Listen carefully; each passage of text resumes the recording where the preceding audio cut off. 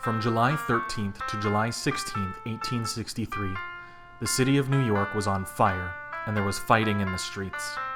This wasn't an army of Confederate soldiers running rampant after their final victory. This wasn't a group of Confederate sympathizers attempting to disrupt the Union war effort. This was a draft riot. Draft riots occurred throughout the Civil War in response to laws passed to draft more men into military service. One of the most disliked provisions of this law allowed men to purchase an exemption from the draft for $300, the equivalent of nearly $10,000 today. This passed the duty onto another, poorer man.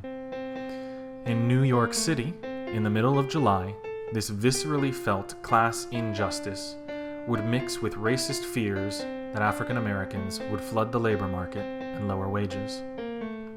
White, mostly immigrant Irish, workers showed up to the 9th District Provost Marshal's office for the second drawing of the draft lottery.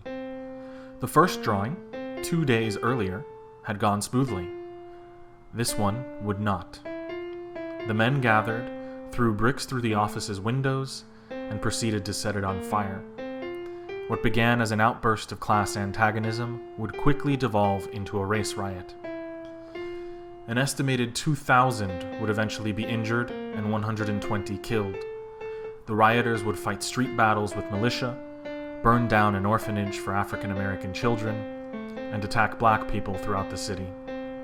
In the aftermath of this, many of New York City's black citizens would move out of Manhattan and into Brooklyn, forever changing its demographics.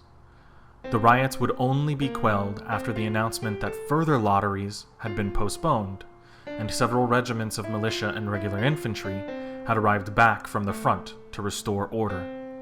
By the end of the riots, several thousand Union soldiers were stationed in New York, and the city resembled one under occupation.